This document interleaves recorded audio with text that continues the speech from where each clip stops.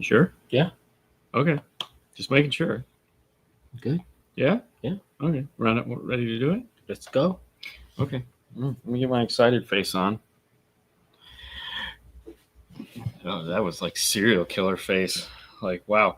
Good day, everyone, and welcome to Saturday's Car Stereo Talk here in lovely Clearwater, Florida. We are your hosts.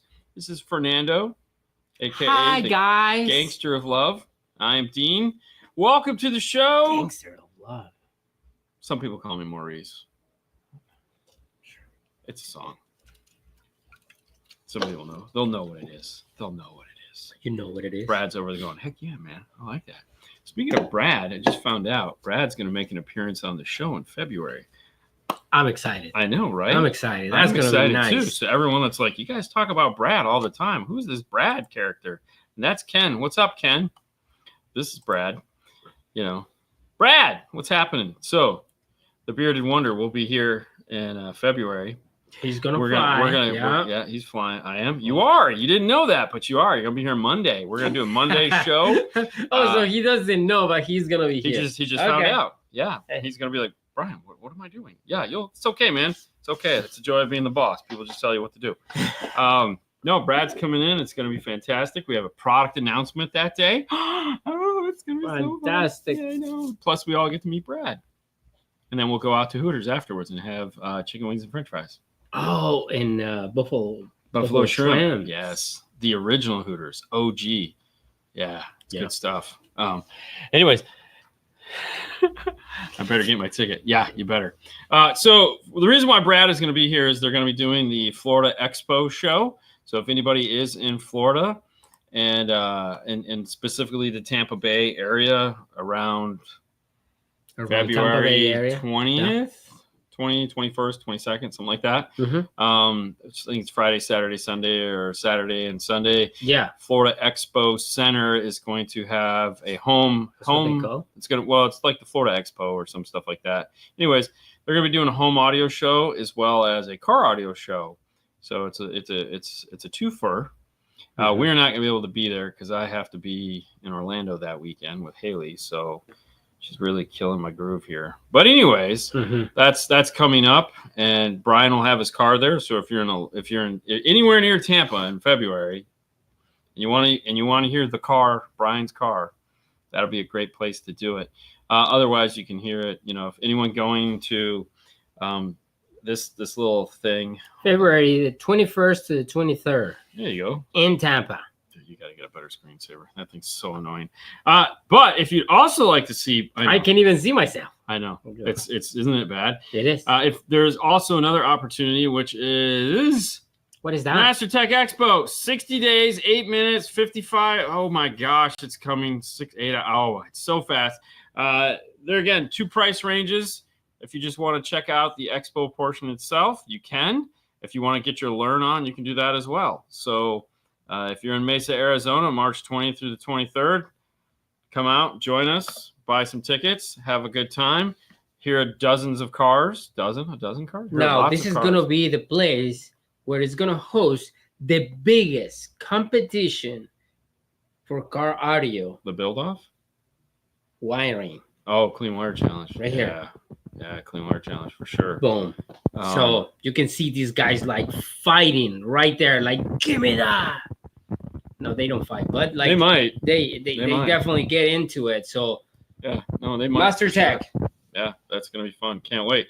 This segment of the show is brought to you by the fine folks at Audio Control. That's right. Audio Control has two brand new lines of products. Yeah. You have this guy right here, which is the Epic series. This is the Epic 2000. Really? Yeah, and unlike previous audio control amplifiers, this one is capable of doing 1 ohm. One of the unique features of this is this little plug, like right here. Where? Right there. That plug right there. That is the power output to power up your Epicenter. If you head over to stingeroffroad.com right now, and if you're a new member, you can get a discount in buying your combination Epic series amplifier with Epicenter add-on all in one box, shipped to your house, and all exciting. Hola, El Fernandez. How are Hey, you? man. So, How anyways, are you? head over to audiocontrol.com and or stingeroffroad.com if you'd like to buy it, or hit up your local retailer. Fantastic. If you guys have questions, please get those in, and we'll start. We're gonna go. I'm gonna click on this one. Yeah, And go for ahead. all of you that typed in hello, and welcome to the show. For those of you that only watched the Saturday show, sorry we did not make it on last week. We had every intention of doing it. However, apparently nobody else did. So it's about 8:30 when we left here, and it just the day sucked. So we're sorry, but we're back. Question: would you trust the amp at half ohm to last? It is warranted, but still that's okay. So let's look at this from an engineering point of view. If you build an amplifier that's capable, if you build a reputable amplifier that's capable of playing a 1 ohm, as long as your voltage is appropriate to power said 1 ohm amplifier, there should be no reason why the amplifier cannot do what it's required to do. Now, if the amplifier is rated for 1 ohm and you're trying to run it at half ohm, and that's probably not going to last. But if you have a half ohm amplifier that's designed to work in a given amount of amperage / voltage, and you provide it that, there's no reason why the amplifier won't last. Okay, because the amplifier doesn't care. The amplifier is just like a kid. It needs certain things. It needs food, it needs sleep, and it needs to go poo. That's it. As long as you provide it with all of those things, your amplifier will last a very long time. The problem is most people don't do that. They buy an amplifier that is way too big for their car, and then they ask it to do something that it's not capable of doing, like functioning. So you'll run it at a half ohm at like 12 and a half, 13 and a quarter volts. Yeah. And well, no, the amplifier is just like, screw you, I'm out of here. So, for example, like you talk about those amplifiers, even if they say on the box, you can run at a half ohm. Yeah. So there again, it depends on the amplifier mix. So when you look at like a kicker amplifier, okay, that has a boost power supply that is capable of playing down to 9 volts, 8.5 volts. Eight Okay, so what it does is it regulates the power supply. Yeah. So when it sees you playing at 10 volts all day long, it says, okay, so this is what we're going to do. I get it. That's cool. So it lowers the amount of amperage consumption, and it'll just keep playing at 10 volts. It's also going to lower the amount of wattage output it does. Right. So you're not getting the same. No, so you bought an 18 or a 2400 watt amplifier, and it's like you might be getting 1,000 watts out of it, but you feel good because it never cut off. So, and it's not going to, and there again, if as long as it's a smart amplifier, you won't know any difference. Fair enough. Good question, though. Okay. Yeah. Hi, Dave. Hi. Bobby. Hey, guys. Hey. Couple questions. Couple, not one. Couple. That's good. That means 2. Or is couple 3? Few is 2, couple is 3? Couple is 3. I think. No. Couple is 2, few is 3? I think couple is 2. Couple is 2. Few is 3. Few is 3? Okay. Yeah. Anyway, so he's got 2 questions. What would you recommend for crossover frequencies for 1-inch silk dome tweeters? No FS rating given, unfortunately. Also, do you reverse polarity on one side of the mid bass? Okay. Fantastic question. And yes, couple apparently is 2. 2 questions. First off, if you don't have the FS and you have no way to get the FS, then a safe number is 3,200. Okay, that's just a really safe number. It's 3,200 hertz, okay. 3.2K. Safe, all right? If it's Focal, 5,000. Anyways, now, the question of do we reverse polarity on the mid bass, this comes down to what crossover topology we are using. Are we using 12 dB Butterworth, or are we using 24 dB Linkwitz-Riley? Now, if we have the option to use 24 dB Linkwitz-Riley, then no, we don't have to do that because that'll take care of any phasing problems between the 2 crossover points. So we call that 32 high, 32 low. At 24 dB, it removes the dip and or bump that you'll get at said frequency. However, if it is going to be a 12 dB Butterworth, then I would probably flip the tweeters out of polarity because more than likely you have a subwoofer that is in polarity and or possibly a rear mid bass that will be in polarity. So flipping the tweeter makes a lot more sense. Really what you don't want to do is have 2 speakers playing similar frequencies and have one of them out of polarity. So let's say you had a coaxial in the rear. The tweeter is very directional, so that's not going to care. But it's a mid bass, You're going to hear it. If you have a mid bass in the front door, you want to make sure both of those are the same polarity. You can flip the tweeter, and that's not going to interfere. Like, you're not going to have a problem with that in the rear. And that will put them back in and remove the dip, and everything will work out like a champ. Okay, so that's why you would flip the tweeter. That's old school reversing the mid bass polarity. Yes, that's still cross the streams. Yeah. Yeah, I mean, you could cross the streams, but you're gonna end up with marshmallow on you. Yeah. Hola. Okay, I hate days that go out like that. I hate days that go out like that too. I hate days that just don't ever feel like they're gonna end. Last week was those days. Last week sucked. This week wasn't too bad. It wasn't great, but it wasn't too bad. I had some guy want to cry in their front seat because they just absolutely love the way their cards sound. So, I mean, that's a positive, right? I guess. I mean, they crying because of happiness, or tears of joy because they just pay a lot of money for it. No, he didn't. I mean, no, it was very reasonably priced, and he was very happy. And that's good. Literally heard it. He goes, "Oh my God, I want to cry." And I was like, "Please don't." Hey guys, what up? Haven't caught the show in a while. What is today's talk about? I honestly don't know. We just kind of let it happen. But what's going on, Big Jeff? I hope you're doing well. Hope things are good with you. Hope your you look healthy. I've been seeing you on the show. You're looking good. So that's a positive. So stay healthy, my man. All right. I have audio control 6x9 components and a set of 3.5-inch coaxials. Oh. Should I configure the front stage in my 2016 4Runner? What speakers in A-pillar versus dash? I have two 200-watt 4x50. Okay, so I have 6x9 components and 3.5-inch coaxials in a Toyota. So this is one of those weird combinations that it's like, I mean, typically in a Toyota, it's going to have a coaxial in the dash and a 6x9 in the door, right? So like if we were doing this, we would magically make the tweeter just disappear. The tweeter, where'd it go? I don't know. It disappeared. Didn't see it anywhere. And we'd run the 3.5s and tweeters as our channels 1 through 4, and then the 6x9 would be our mid bass. And you could conceivably do that with two 200-watt 4-channel amplifiers. You could run one 4-channel to the 3.5s, and you could bridge your others to the 6x9 inch mid bass, right? Now the 4Runner has the tweeter. So it depends whether it's a JBL system or not. But right. a 4Runner never has a tweeter. No, it's always a mid range. So I would do the 3.5-inch coaxial and dash. Put the because 200 by 2 watts plus 4x50. So I put the 4x50 on the 3.5s, bi-amp them. There again, you have to have a DSP or something with a good crossover, otherwise it doesn't work. That sucks. And then I put the 2x200 on my mid bass, just the 6x9s, because that would be, no tweeter. No tweeter left behind. Lose the extra tweeter. Yeah. So I would lose the tweeter. No, man. Sometimes you can't help them. You just gotta let them go. I would just lose the tweeter. I would be like, I want to help you, but I don't. Wow, dude! Look at this. Look at this. Way to go, Jeff. 80. Wow. 80 pounds. Damn, man. Good for you, Keep man. up rocking. Yeah. Oh, yeah. That's a lot, man. That's a lot of work. That's fantastic. That is awesome, man. Congratulations. Stay healthy. That is. Is there any way you can transfer that for me so I can I want to be bigger. Just drink milk. That's what you said, right? But that's what Arnold say. We just to drink milk all the time. Just drink milk. I don't think that's what he said, but he said that. Okay. Focal K2 3-way up front. Is there any difference in sound if I go Moscone Pro 430 versus Pro 830?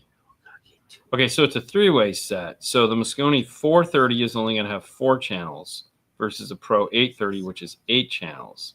So, all right. So this is one of those. Okay.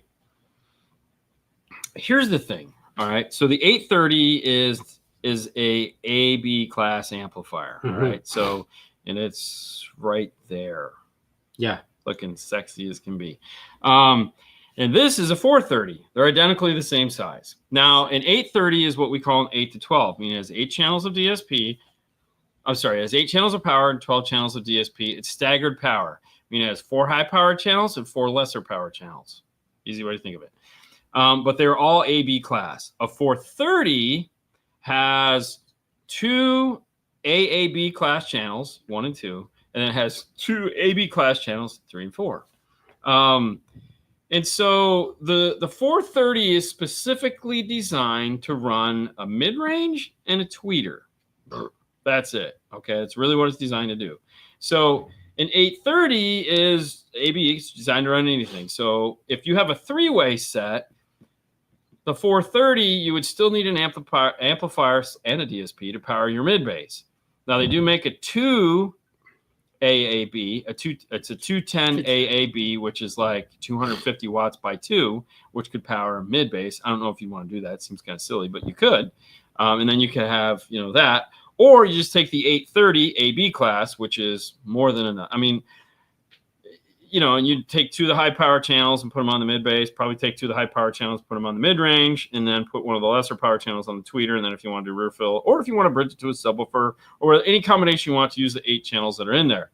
Now, if the question is, am I going to hear a difference between the AAB / the AB? The question I would ask to answer this would be, how are you planning to play it for volume? Because the why it's called an AAB is that it starts out as an A class up to a point, and then it slides, as Nick likes to say, up to a B class. So at higher volumes, which is where a lot of us like to play it, you would not notice a difference because it's no longer biased A, it is now more biased AB. So in that case, it'll sound identical to an 830. So if you're a high volume player, just go with the 830. Fair? Does that feel like I tick all the boxes? Mm-hmm. I mean, I feel like I ticked them a lot. And speaking of clicking boxes, make sure I get this right. Did you load the box? Now, for some of us, we like small amplifiers. We like them tiny. We like them cute.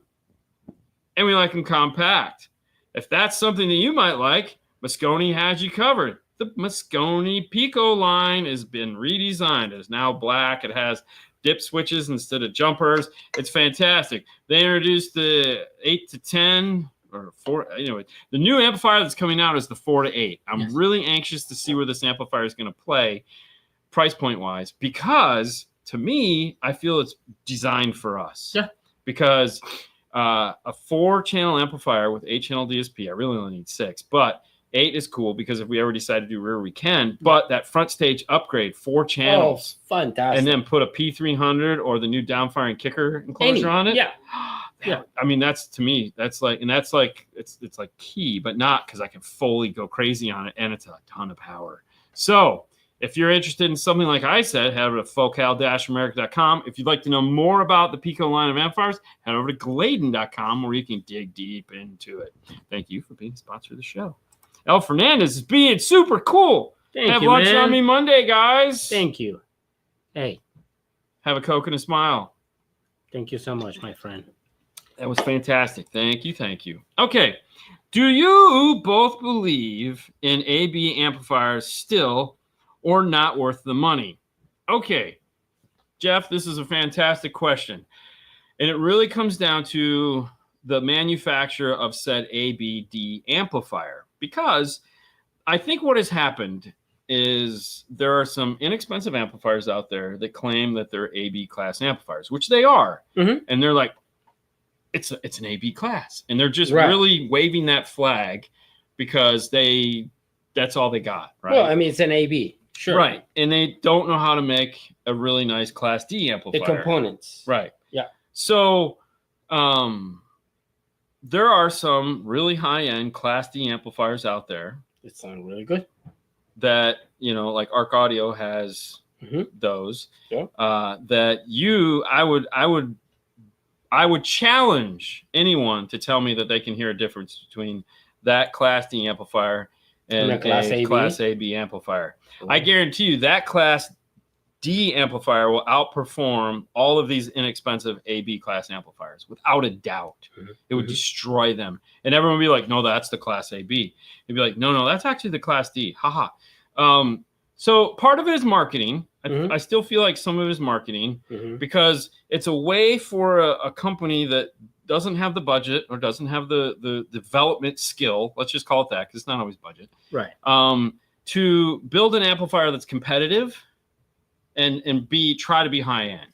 it's like, oh, ours is AB. Mhm. Now, when you look at Moscone, the price points quickly tell you that no, yeah, we ain't playing those games. Our amplifiers, we've built an amazing We're amplifier. definitely our class AB. Yeah. Yeah. So, yeah, I is it worth the money? That always comes. Like I just literally had this conversation with the guy I was talking to that was in the showroom, because he was like, he asked me the same question: is it worth the money? Because he was like, how much is a 430? And I was like, this, and he goes, oh. I said, yeah. I said, he goes, that's not what I'm looking for. And I said, exactly, it's not what you're looking for. So it is not my job to decide what is in budget for you. You have to decide where value is in your life, what you value, what you expect, what performance you're hoping to get. And this is why Kia sells cars. Do you want a Kia or a Toyota? It depends. Are you keeping the car for 10 years? You might want a Toyota. It's just, where do you see the value in something? I think that's what it ended up. Right. Like if you see the value, like, dude, I totally love that 430. amplifier. Yeah. Oh my god! And I have few amplifiers that I put in my car, and as soon as I listened this thing, I was like, holy moly, this one sounds really good. It's definitely like is that the definitely best. Yeah. Definitely. So I still keep my AB. He's so bougie. I know. I sent the same question to 5-star Facebook account and email. I want some of that Moscone Pro AAB goodness.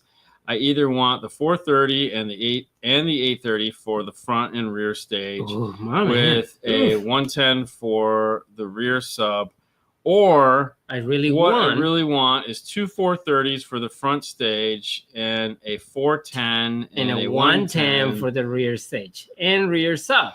I have 8 channels in the front stage, 3-way JLC 7s in the pillars and doors, and Focal 3 M's. Yeah. So I think really what you'd probably want to look at is standalone DSP.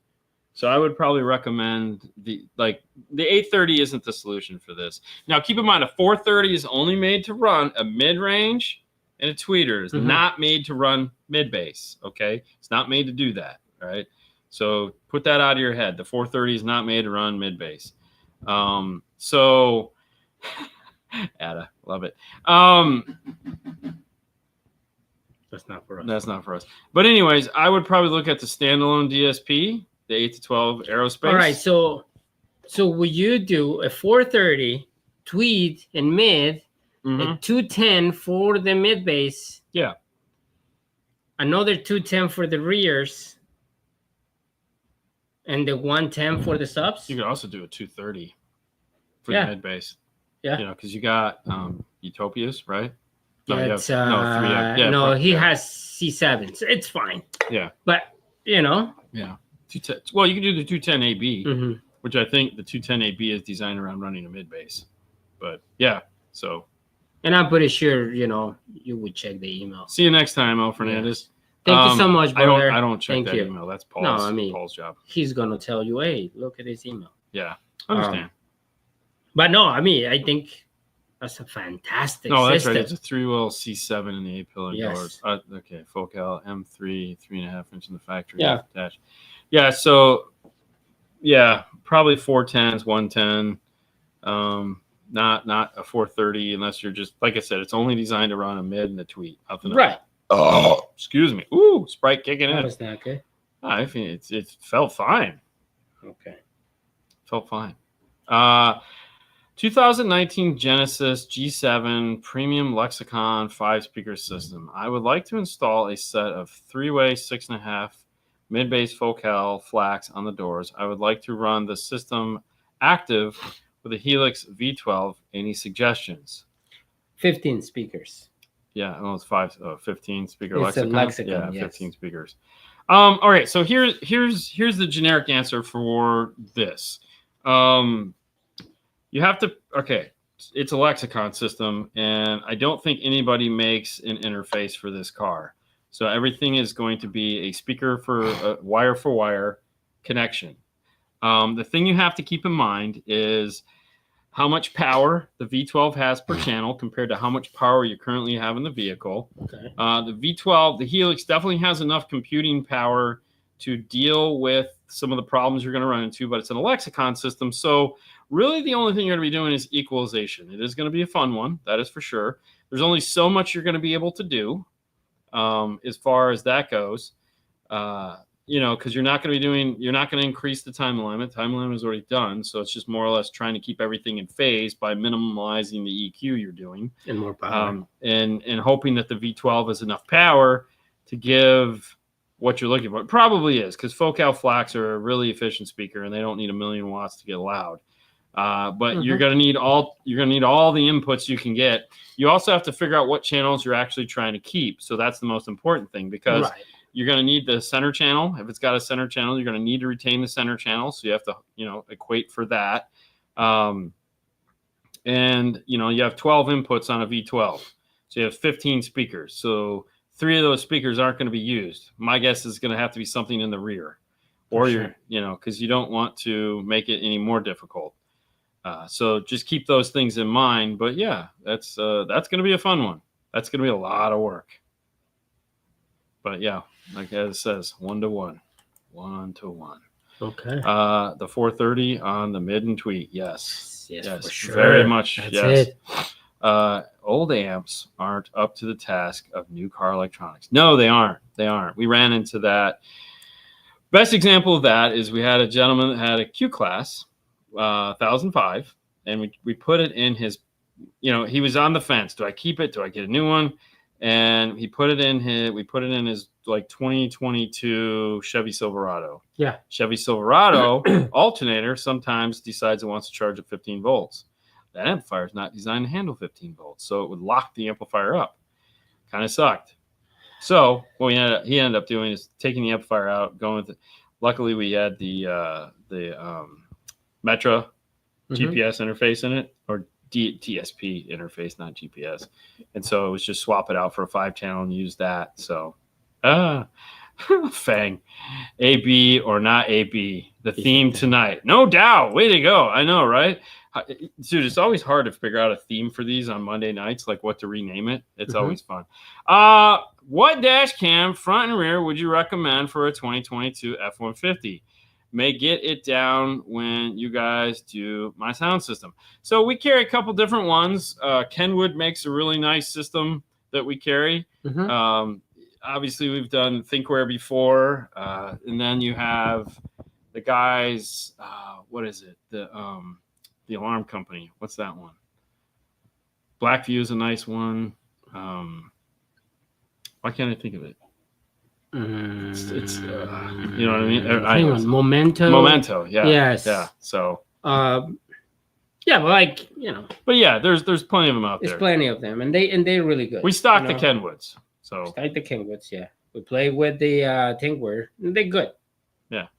Yeah. Can I click this? Just installed the Kicker 200 in my F-150. Wow, what an improvement.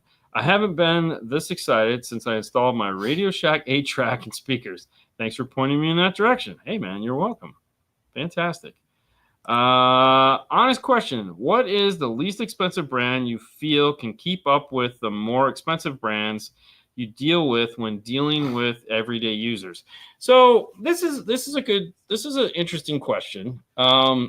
So I have a little different philosophy, more so than price and stuff like that. Like I don't go, okay, well, this brand, this price point, it's a good value and all this. Thank you, Ada. Yes, thank you. I don't really look at it like that. So for me, because we carry so many different brands, we're in a real unique place that I look at individual pieces of equipment.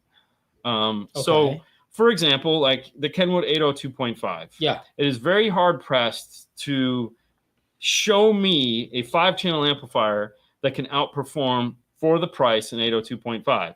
Everything about that amplifier is, I would almost call perfect. Okay, it has adequate enough power to do what we're doing. Yeah. So as long as you build a system around that, the size is easily enough to put anywhere we want it to, and the price is like, yeah, that's cool. It's not going to break the bank. Yes. Okay, so to me, that is all the boxes. that ticks boxes. So when I'm talking with somebody, that this is the piece that fits. They don't want that. AV class. Yes, they don't want AV class.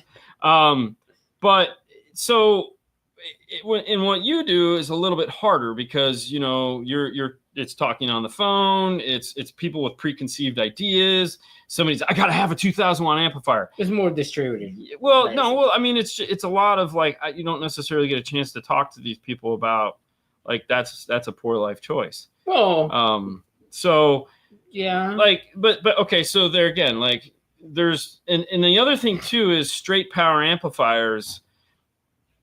I hate to say this, but I feel like straight power amplifiers are becoming a dime a dozen.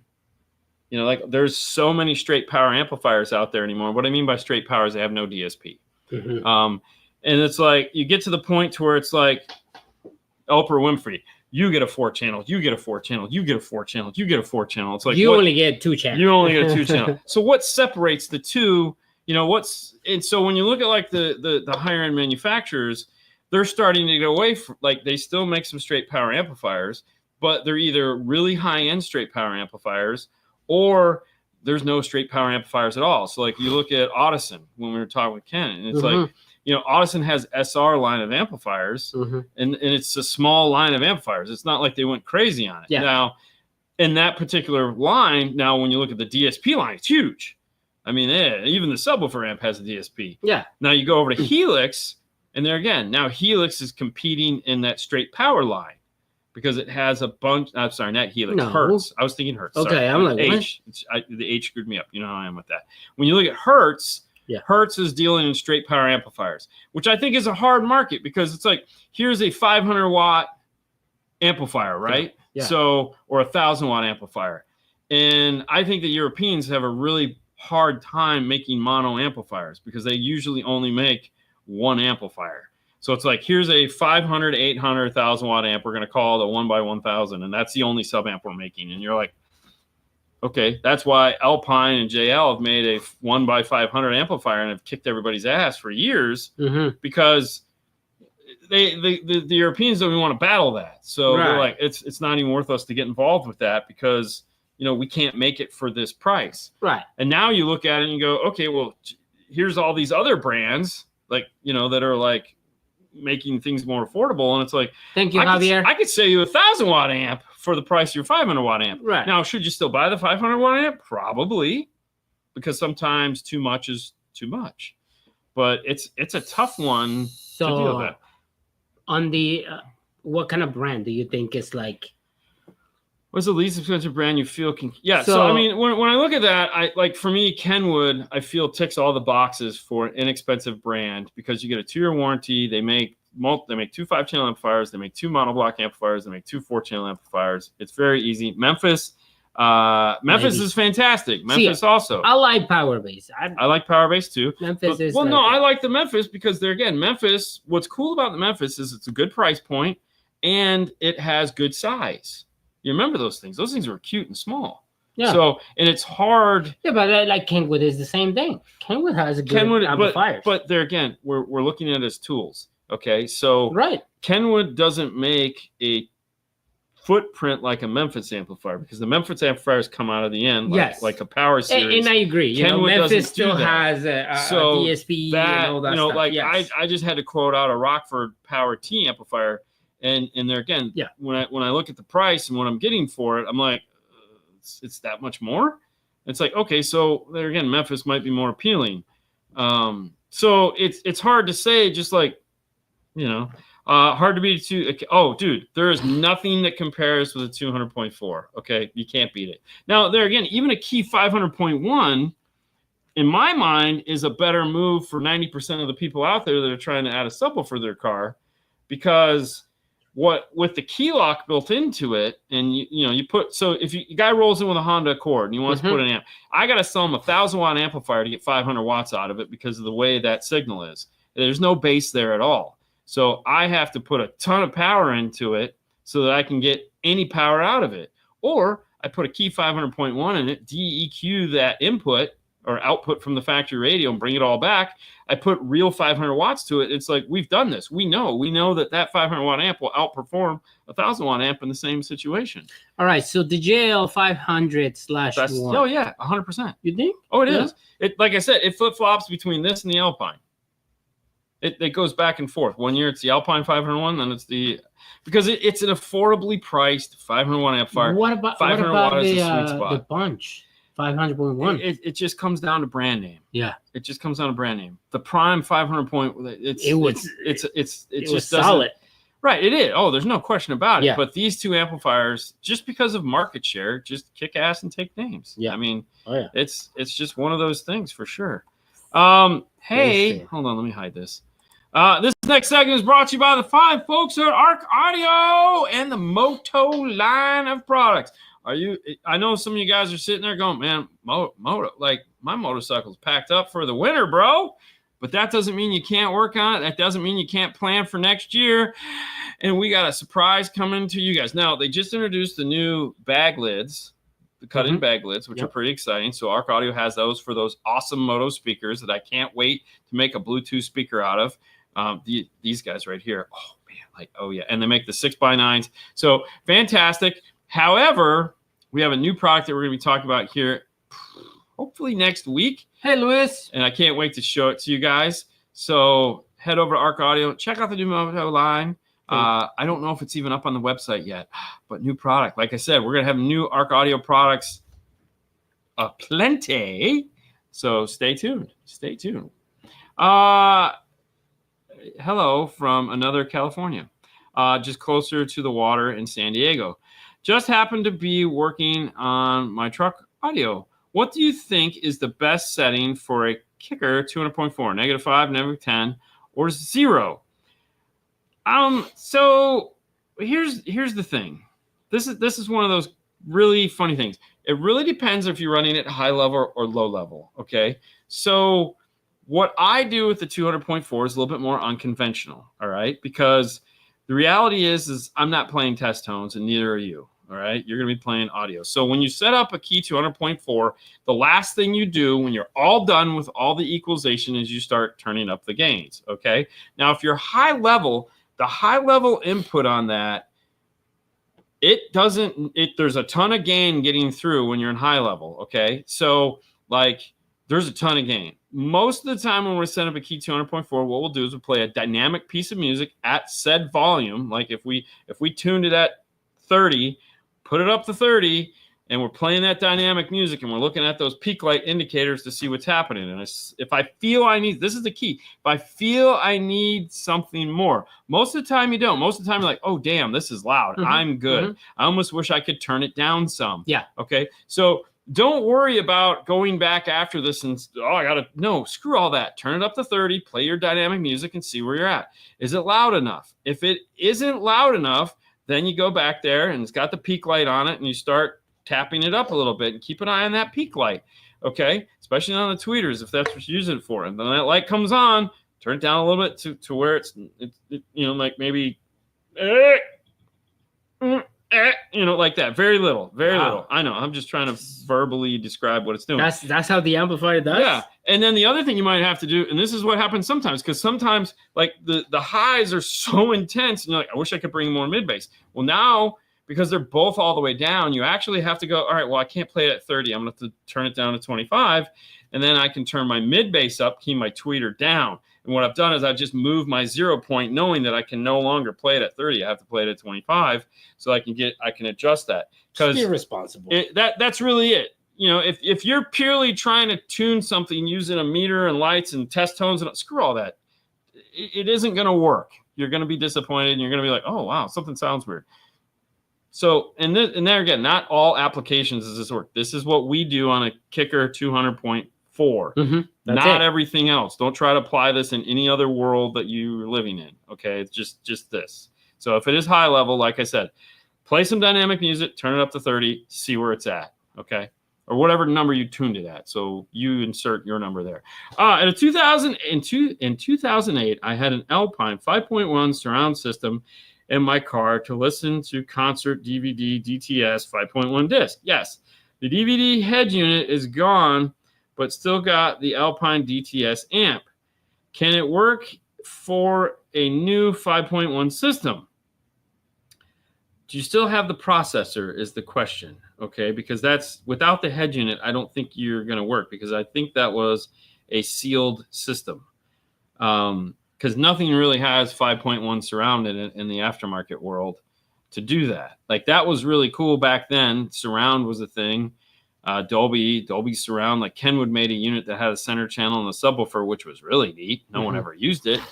But without having all the pieces, I don't think it's going to work, because you need to be able to send the signal to the amplifier, and there's nothing that's doing that. So nobody has Dolby 5.1 surround built into it, or DTS for that matter. Afternoon. Hey. The Kicker LX is available. What is the benefit of getting the LX 850.1 than just using a Kicker IQ 500.1, Epicenter Micro, and a DD1? Thank you.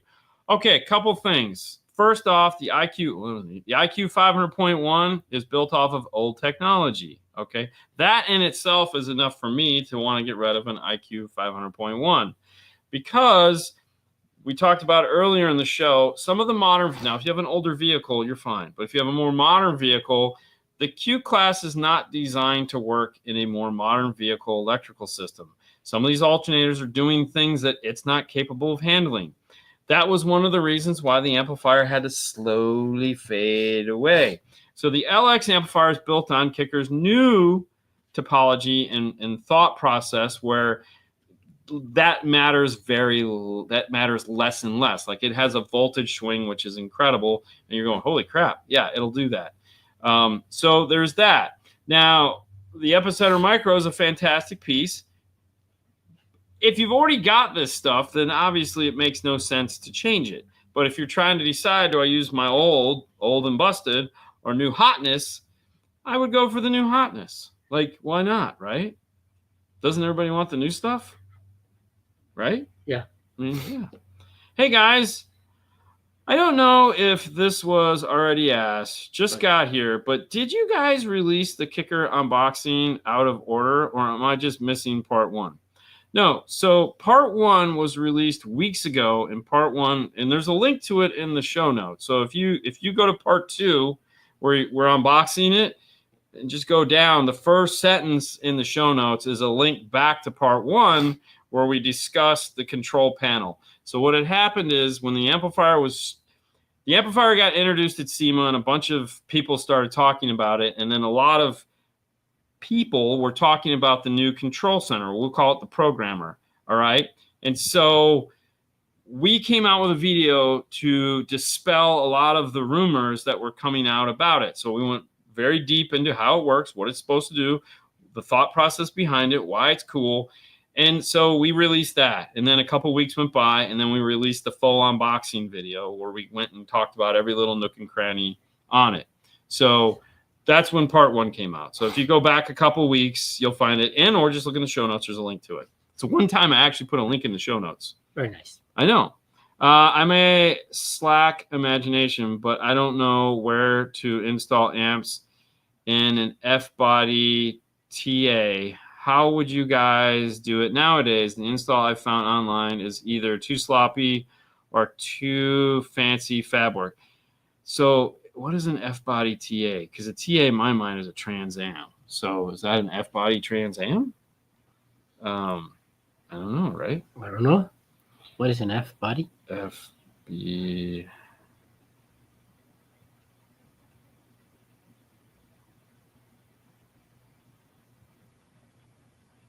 F-body or F-body General Motors rear seat. That's from like 67 to 2002. What? Really? Is that a Camaro? It's 90. An 80 and 90 Trans Am. Oh, okay. Spare tire. Spare tire? Yeah. Yeah. Off to the side. Okay. So you just build. Yeah, just something on the side. Yeah, I mean, because no one needs a spare tire anymore. So, I mean, just where's the spare tire? Exactly. Just put it off to the side. Build a simple. Nothing crazy. Yeah, nothing crazy. Just simple side mount. I mean, I worked on them. It's like when people say E95 or some. It's like I just call it what it is. I don't know what that means. It's like I had a 5th gen Camaro. I didn't know what that meant. They kept telling, "Oh, you got a 5 jet." I go, "No, I have a Camaro." "Oh, it's a 5 jet." "What's a 4 jet?" You know. Right. An 89 Camaro. Okay. No. Yeah, exactly. Yeah. It's like, okay, I can look that up. You know, it's like, okay, yeah. Sounds fantastic. But no, I just go in the passenger rear where the spare tire goes, and then put the cover back over it, and you won't even know you have stuff in there. Because everyone would put it on the hump. Everything went on the hump, and that's ugly. So put it off on the side. I mean, the real problem with the car is that it's just old, and the plastic's all crazy. And yes, didn't we all? Like, yeah. I mean, we did one not too long ago. Yeah, we did a service on one. Remember that giant Eclipse amp we took out of the side there? They had it in the spare tire side. You were like, "This is crazy." And I was like, "Yeah, I know." Either way, yes. Sure. Okay. I know. It is crazy. It is crazy. There was a guy that came up recently that had a white one. Like a really nice white one. Like, I think he's the guy that was up here today with the F-250 that blew the 8-inch subwoofer. I think he's also got a TA. I got my Alpine Tesla amp installed with Focal Flax.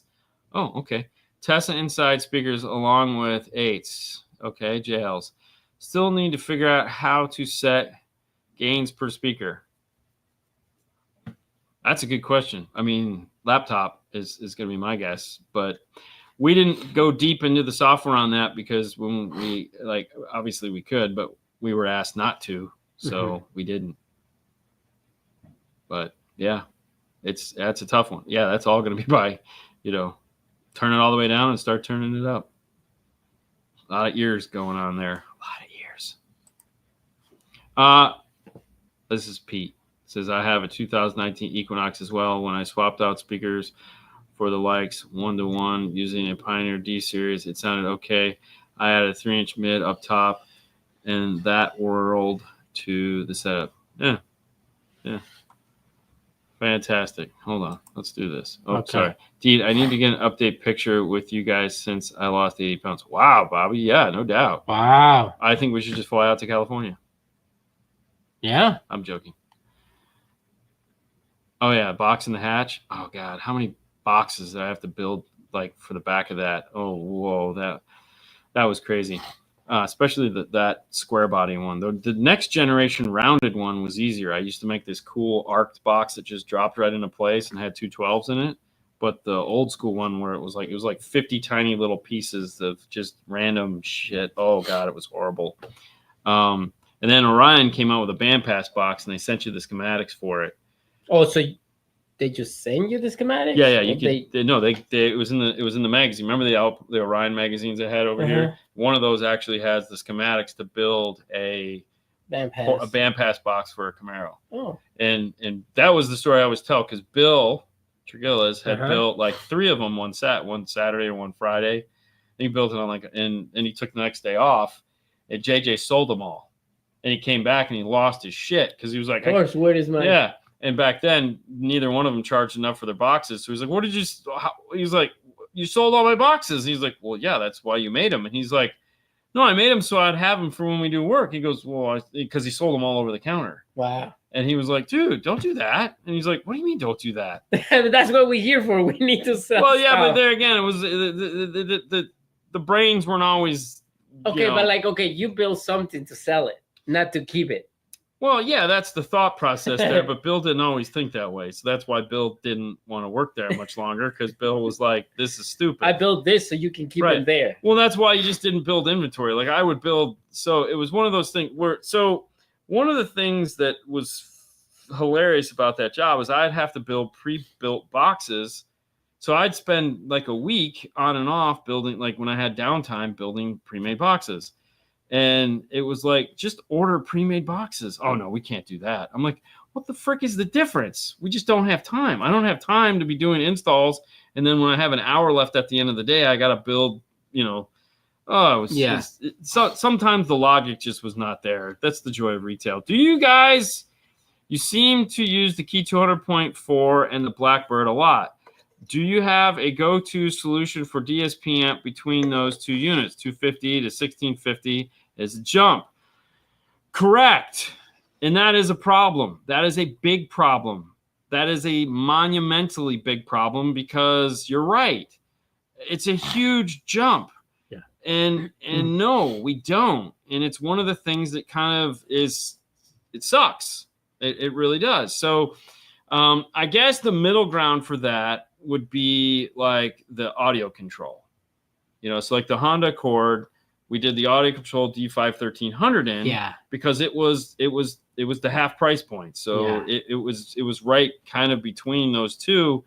And it was like, so the audio control or something like that. Now, Helix has the M amplifiers, which are very similar in price to the audio control. But so there's those. The problem is they don't make a 5-channel. Oh, that's a good one. Yeah, for sure. The JBL. There again, not enough power because that doesn't do a sub. So yeah, but there again, it doesn't do a sub. It doesn't do a sub, and that's really not an upgrade from a key. So I don't even consider that. It's not what he's looking for.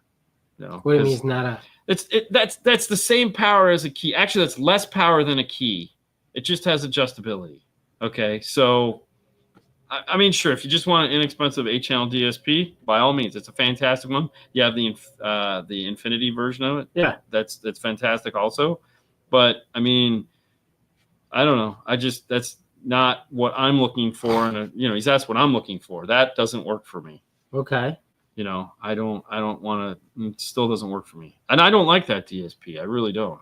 It's my first DSP. It has crosstalk. It doesn't really sound that great. It's just an okay tool. I don't want to do it. Maybe the new one's better, but yeah, whatever. 2014 Venza Limited with factory JBL and factory nav. How can I add Apple CarPlay? Take out the radio and put a new radio in it. Pretty much. I mean, that's it. There's nothing you can do. It's a new radio. If it's just new radio, check out, metraonline.com. Here. There you go. This is the place that you can find remove stuff. Remove your thing. So there you go. This is where you find parts. The first 3 is the ones that you're going to get you stuff. What year? All of them. All of them. What's up, Mike? Oh, what about Museway? There you go. That might be a solution. So there again, distribution is their biggest problem.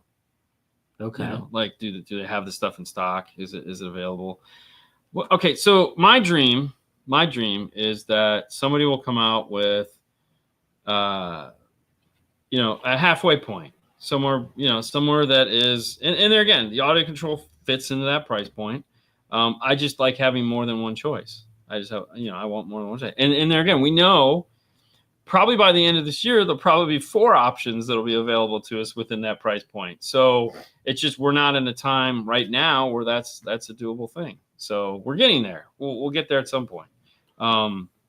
Because when we look at what is available at that price point, there's no big DSP companies there. Like, that's why I was excited about the 4.8 Pico. Because I want to see what the price point is on that to see if that's something that we can use in that scenario. Yeah. There again, picky. It happens. Not all of us can. Nighthawk is a 2-channel amplifier, no DSP. Yes, correct. Yeah. It don't like you either. That's perfectly fine. It's perfectly fine. What are we sponsoring? Okay. The JBL, like 25 watts per channel. Yeah, it's just not enough power. I mean, it's great. We use that amplifier in our test bench because it's, yeah. So, yeah. That's good. Yeah, no, it is. Let me just throw this one in here real quick since we'll give it a quick shout out. Head to focal-america.com. Pick up yourself some amazing speakers. I know we already covered them, but we got like 5 minutes left, so I'm going to throw them up there just to make it. Just why not? Yeah, just throw it up there. Stetson has a DSP? Really? Do they? Everybody DS? has a DSP, bro. It's got one band. Is that the one band? No, that's the other one. That's that Timpano. Timpano has a DSP and it has one band. Oh, it has one band. The only thing you need is one band. That is the only thing you need. That's it. I have a Pioneer. Nice track. Is that good for bass? Maybe. Why not? I mean, I don't know. Maybe. I don't know. What's 45 watts per channel? The amplifier. The JBL? Yes. There you go. It's not though. It's not? No, it's not 45 watts per channel. I mean, I could dyno it and show you it's not 45 watts per channel. All right, let's do it. Go for it. Not right Wake me when it's done. It doesn't matter. There again, it's a great my first DSP. I have nothing. I'm not selling that if I don't have to. The Zapco that Matt talked about is an option. You mean Chris? Chris talked about the Zapco. Yeah. Yeah. I mean, like you say, the Helix amplifiers are good. So here's the thing. Here's my struggle with all of this. Okay,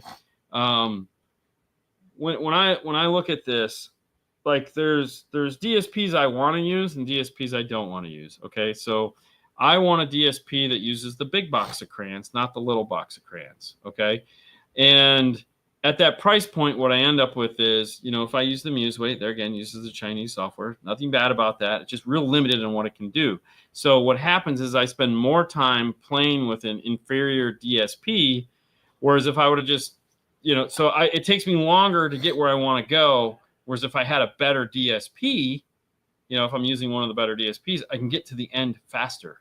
Okay. So sure, you save money on the product, but you're going to spend more money to pay me to tune it because it's going to take me longer. Okay. Because I have to press more buttons to get to the same damn place. So what I want is the better DSPs in a more affordable product.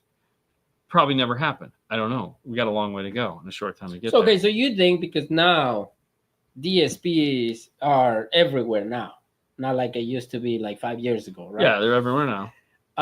It's going to become more affordable because not everybody has a DSP. Well, okay, so yeah, but look at it like this. Okay, what has ever gotten more affordable just because there's more of them out there? Okay, like the cars that we're putting these in have not become more affordable. No, but we just talk about like No, but the reality is speakers. Nothing, everybody makes 6.5 speakers, so it's like you're competing with. But there again, the people making these people making speakers. Some of them are racing to zero, and that's perfectly cool. But let's look at automobiles, okay? So automobiles, you have they've never gotten any cheaper, okay? They don't get cheaper. Nothing gets cheaper. Things only get more expensive. Okay, so just the high end is gonna get more expensive. The high end, it's probably not gonna get any cheaper, So it's all okay. Here you go. Problem right here. Solved. What? Software development is a killer. It's a huge investment, and there again. So what you have is esoteric high-end DSPs where you have in-house development. Yeah. Okay. And then you have somebody that is just buying a DSP. Like we talked to a manufacturer the other day that has a DSP coming out this year. And I said, "Are you developing it yourself?" And I got dude, man, we ain't got that kind of money. Right. We're buying off-the-shelf DSP, which is what everybody does with the exception of like 4 or 5 companies out there. Mm-hmm. I mean, even Goldhorn, the most like, oh my gosh, I have a Goldhorn. It uses off-the-shelf Chinese DSP software. Yeah. So because they can't afford to make their own software. Yeah. So great. No, it's just it's a struggle. The struggle is real, right? Yeah. So but we just talk about like, okay, so in between So what you're going to end up with is an affordable DSP amplifier that we already have with software, yes, that already exists, with software that is like hard to use. Yeah, takes more time to adjust. Okay, not hard to use. Hard to when there's something better and you have to use something that's limited. Correct. That's what I mean by harder to use. Yes, because we have way more ability to do what we need to. 100%. So. Yeah, nobody is trying to make it less while competitors make more. For sure. And there again, I don't want anybody to make it cheaper. I don't want the software to become any cheaper. No, I don't either. I just feel like that it's going to happen because now everybody is like, yeah, man, you can buy mine. And it's the same thing. Yeah, exactly. Mm-hmm. No. So yes. Look at this. For example, like white box radios. Now we're competing with them because customers think that they have the same thing as a high-end radio. Yes. Right? And they go buy it online and they're like, oh man, this is the same thing. So that is going to happen for our DSPs. It already does. It already does. Because we already have plenty of them. Yes. But okay, so there's a phrase. It's called buyer beware. Mm-hmm. Okay. This morning, mm-hmm. I was looking at Instagram and I saw a tool. And I was like, this tool is awesome. I mm-hmm. want this tool. Mm-hmm. And it was $50. And I was like, I was almost ready to hit buy. Mm-hmm. Okay. And then I said, hold on. And I went in and I make, model, everything. Went to Amazon, copied it in there. Mm-hmm. Same exact tool, mm-hmm. same exact manufacturer, everything on it. And it was $25. Okay. And I was like, what's the difference? Mm-hmm. Nothing. Same manufacturer, same tool, everything. It's just $50 on Instagram. It mm-hmm. was $25 over here, which means it's $25. It's always $25. This is a third-party reseller that's buying it for $25 and selling it for $50. I have no problem with that. I have mm-hmm. no problem with that. But that's buyer beware. Okay, if I would have paid $50 for it, it would have been like I wouldn't have gone any further. It just would have paid $50 for it. Okay, but features are important. Yeah. So when you buy something and you're especially hoping on the DSP. Yeah, especially on DSP, and you're hoping it's going to do something. Mm-hmm. Okay. If you don't know what you don't know, you buy it and it's the greatest thing ever. Like I've always said, it's like, oh, this is the most amazing cracker I've ever eaten. Correct. Oh, it's so great. Yes. Okay. Yeah. Until someone hands you a Ritz and you go, or a Club, and you go, what is this? Yeah. Now that thing's just like, I don't want that cracker anymore. I want these crackers. Mm-hmm. Okay. And God forbid they hand you a bagel chip, because now you're just like, oh my God, like this is gold. Yeah. So, there's nothing wrong with buying X product that has simple DSP software. Mm-hmm. Okay. There's nothing wrong with that. Okay. And it's fine. But you also, if they're in there again, sometimes when you look at the more expensive DSP software in-house developed, that it's hard software to use. It's not for everybody. Fusion 360. Okay.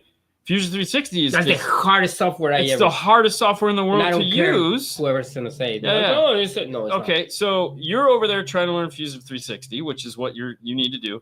I'm over here just trying to learn. Thank you so much for the 10, man. I'm just over here trying to learn how to create what we need to create before you trying to learn how to speak English. Right. Well, and it's like, it's hard. I'm trying to create the things we need to create without using Fusion 360. Yeah. Okay.